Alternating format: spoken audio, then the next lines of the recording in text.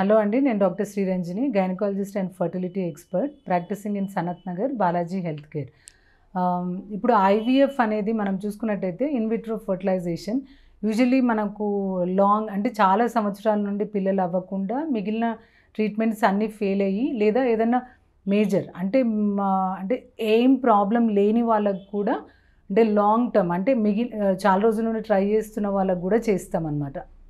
So ఇప్పుడు IVF success అంటూ ఇప్పుడు మనం ఐవీఎఫ్ అంటే మనం పిండంని అంటే ఎంబ్రియో అనేది మనం తయారు చేసి అది డైరెక్ట్ మనం గర్భసంచిలో మనం ఒక చిన్న కెథెటర్ ద్వారా దాని లోపల గర్భసంచిలో ఫండస్ కింద వదులుతామన్నమాట. Even and this is a very safe procedure, అంటే painless, 5 minutes. Even embryo transfer చేసేటప్పుడు కూడా పేషెంట్కి సెడేషన్ అలాంటిది ఏవీ ఉండదు, and it's painless procedure. So ఇప్పుడు మనం ఒకవేళ ఇప్పుడు ఇది సక్సెస్ రేట్ చూసుకున్నట్టయితే యూజువల్లీ ఐవీఎఫ్ సక్సెస్ వచ్చేసి మన ఎంబ్రియో క్వాలిటీ మీద డిపెండ్ అవుతుంది. ఇప్పుడు యూజువల్లీ ఎంబ్రియోస్ కూడా మనకు grade 1, grade 2, grade 3, grade 1 and 2 ఉంటే వరకు ఉన్న వాళ్ళకు కొద్ది సక్సెస్ వచ్చేసి 70% సక్సెస్ ఉంటుంది. అదే గ్రేడ్ 3 ఎంబ్రియోస్ ఉంటే సాధ్యమైనంత వరకు మనం ట్రాన్స్ఫరే చేయం. సెకండ్ థింగ్ వచ్చి గర్భసంచిలో మనకు ట్రిపుల్ లైన్ అంటే గర్భాశయం లోపల మనకి పొర ఎంత బాగా తయారైందన్న దాన్ని బట్టి మనం ఏ టైంలో ట్రాన్స్ఫర్ చేసినప్పుడు ఆ గర్భసంచిలో ట్రిపుల్ లైన్ అంటే పొర ఎంత బాగుంది, ఎంత హెల్దీగా ఉంది, దానికి రక్త ప్రసారణ ఎంత ఉంది అన్న దాన్ని బట్టి సక్సెస్ ఛాన్సెస్ ఎక్కువ ఉంటుంది. కొంతమందికి ఇప్పుడు వయసు రీత్యా అనుకోండి, లేదా వేరే ఏదైనా మెడికల్ కాంప్లికేషన్స్ తోటి ఆ గర్భసంచిలో పొర రావాల్సినంత రాదు. అంటే అరౌండ్ 7 mm కంటే తక్కువ ఉన్న వాళ్ళల్లో ఈవెన్ మనకు ఎంబ్రియోస్ క్వాలిటీ ఎంత బాగున్నా కూడా సక్సెస్ అయ్యే అవకాశాలు చాలా తక్కువ. ఇప్పుడు మనం యూజువలీ ఎంబ్రియోస్ అంటే నేను చెప్పినట్టు గ్రేడ్ 1 అంటే హెల్దీ ఎంబ్రియోస్, మంచి క్వాలిటీ ఎంబ్రియోస్ ఉన్నప్పటికీ మన గర్భసంచిలో పొర సరిగ్గా అంటే లెస్ దెన్ 7 mm, 8 mm అట్లా ఉన్నప్పుడు మనం ఎంత క్వాలిటీ ఎంబ్రియోస్ పెట్టినా సక్సెస్ అయ్యే అవకాశాలు తక్కువ.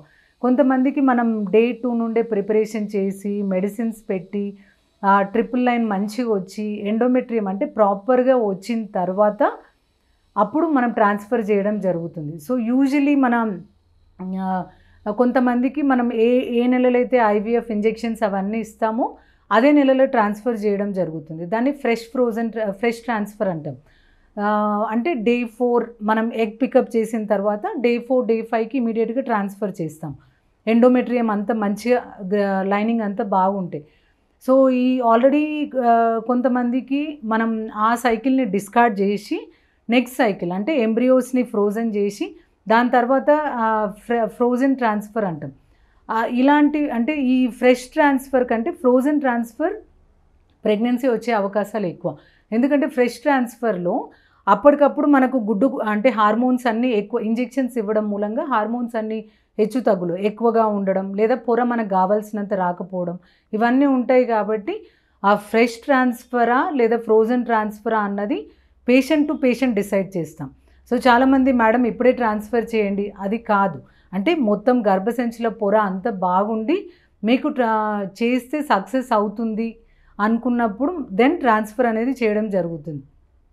అండ్ నెక్స్ట్ కామన్ క్వశ్చన్ ఏంటంటే మేడం ఇప్పుడు ట్రాన్స్ఫర్ అయిపోయాక కంప్లీట్ బెడ్ రెస్ట్ తీసుకోవాలా, ఏం తినొచ్చు ఏం తినొద్దు అన్నది these are the common questions.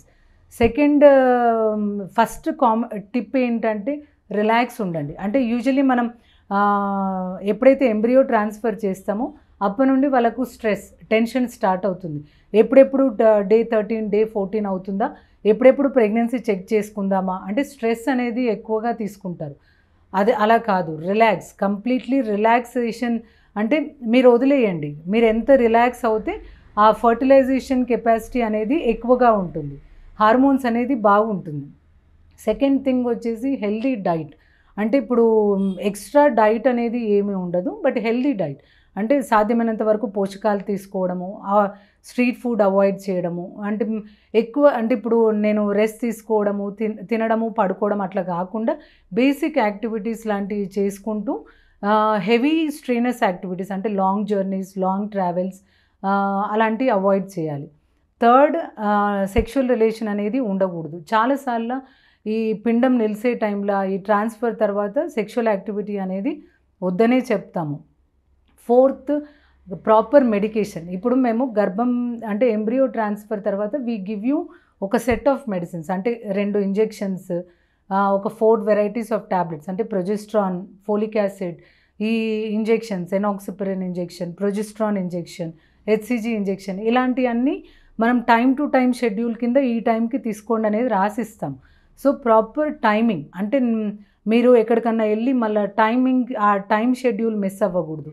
So ప్రాపర్గా మెడికేషన్ ఫాలో అవ్వండి. బయట అంటే ఇప్పుడు సర్దో దగ్గో ఉందని మళ్ళీ ఎక్స్ట్రా మెడికేషన్స్ వితౌట్ కన్సల్టింగ్ ఏ డాక్టర్ అలాంటివి తీసుకోకూడదు. మీకు ఇచ్చిన మెడికేషన్ ఆన్ టైం తీసుకోవడం అనేది ఒకటి చూసుకోండి. అండ్ లాస్ట్, ఊకే ప్రెగ్నెన్సీ టెస్ట్లు చేసుకోకూడదు. ఇప్పుడు మేము day 13, day 14, day 15 we will ask you to come back. మేమే మా దగ్గరికి వచ్చాక బీటా హెచ్సిజీ అనేది చెక్ చేస్తాం.